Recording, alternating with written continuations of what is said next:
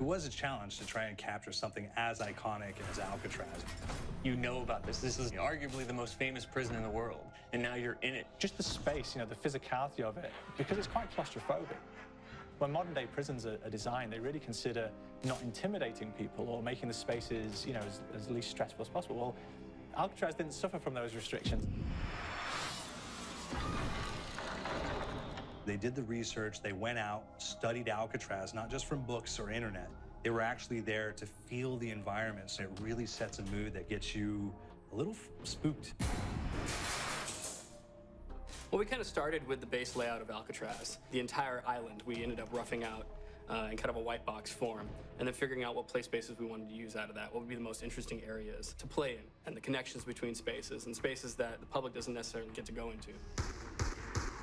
We really did a lot of pushing to really enhance that psychological horror aspect that we're really looking for. And this is a really good opportunity to really tell something special. Like I got stuck right through the gates of hell!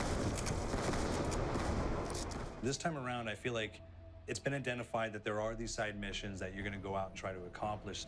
Al and the rest of the groups put together this escape plan, but the point is to get the parts and assemble this plane so they can get off the island. We did something new for the first time. We have actually contextual music that goes off. So that's a first for zombies. And it's all based around this horror thriller aspect.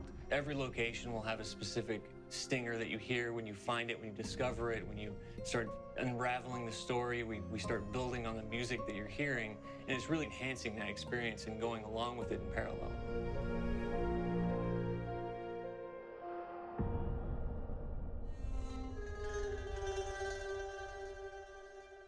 Because we wanted to embrace this kind of horror thriller element, we wanted character actors, guys who could really embody someone and then convey emotion. So that's why we went for guys like Ray Liotta, getting in that kind of guy, we wanted a frantic nature. So he plays a character called Billy Handsome, who's this kind of psychopath who would be employed by the mob to kill people in interesting ways.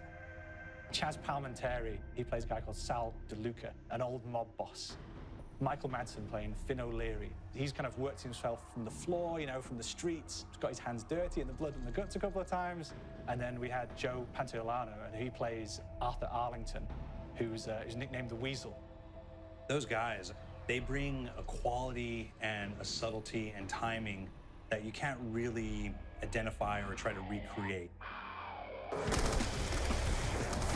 Bring it on, you dirtbags!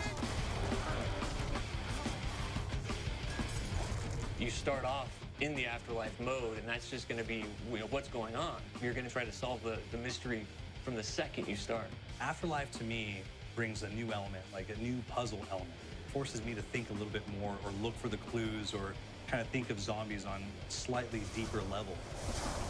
You see clues throughout the map that tell you, ooh, perhaps if I'm in the afterlife, I can interact with this object, or there's some puzzle going on here that I need to be in the afterlife. Back east, I whacked a dirty dentist with one of these. Took forever, too. Alcatraz has a Civil War kind of fort background before it turned into a penitentiary. And so we had this kind of backstory, the idea that the warden would have collected Civil War weaponry. And one of them is a blundergat. It's a fictional weapon, but the idea of the combination between a blunderbuss and a Gatling gun. And possibly, there might be a way of upgrading it to a more fantastical weapon that the players may find. You all gotta go sometime? You just went now. There's one main zombie, one big zombie that's going to come through and wreak havoc on your life.